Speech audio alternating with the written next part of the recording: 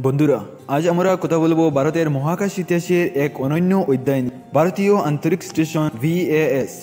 যদি সবকিছু পরিকল্পনা অনুযায়ী হয় তবে 2028 সালে মহাকাশে উড়ে যাবে এর প্রথম মডিউল, আর 2035 সালের মধ্যেই সম্পূর্ণরূপ পাবে ভারতের নিজস্ব মহাকাশ স্টেশন। এখন পর্যন্ত গোটা পৃথিবীতে মাত্র 2টি কক্ষপথীয় ল্যাবরেটরি রয়েছে: International Space Station ISS, America, Russia, Europe, Japan ও কানাডার যৌথ উদ্যোগে পরিচালিত; তিয়াঙ্গং স্পেস স্টেশন, চীনের নিজস্ব মহাকাশ স্টেশন। কিন্তু এবার ভারতও এই অভিজাত ক্লাবের সদস্য হতে চলেছে। প্রথম মডিউল VAS-01 ওজন প্রায় 10 টন, আর এটি 450 কিলোমিটার উচ্চতার লো আর্থ অরবিট-এ স্থাপন করা হবে। এর দৈর্ঘ্য হবে প্রায় 8 মিটার আর ব্যাস 3.8 মিটার।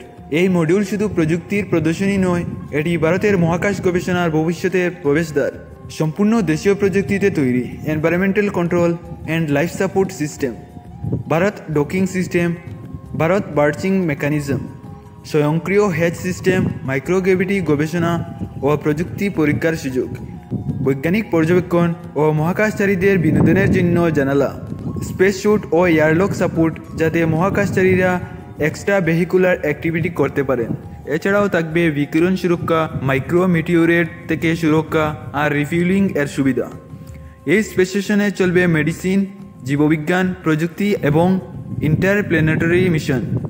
এর জন্য প্রয়োজনীয় নানা পরীক্ষা। মহাকাশে মানুষের দীর্ঘমেয়াদী অবস্থান কিভাবে সম্ভব তার পরীক্ষাও করা হবে এখানে। আর সবচেয়ে রোমাঞ্চকর খবর, স্পেস ট্যুরিজম। হ্যাঁ বন্ধুরা, আগামী দিনে ভারতের মহাকাশ স্টেশনে পর্যটকরাও যেতে পারবেন। ভারতের এই মহাকাশ স্টেশন শুধু বৈজ্ঞানিক গবেষণার কেন্দ্র নয়, এটি হবে ভারতের মহাকাশ শক্তির প্রতীক এবং তরুণ প্রজন্মকে মহাকাশ বিজ্ঞানে নতুন করে অনুপ্রাণিত করবে। বন্ধুরা, আপনারা কি মনে করেন 2028 সালে ভারতীয় আন্তরিক স্টেশন মহাকাশে পাঠানো কি ভারতের জন্য গেম চেঞ্জার হবে? কমেন্টে জানাতে ভুলবেন না।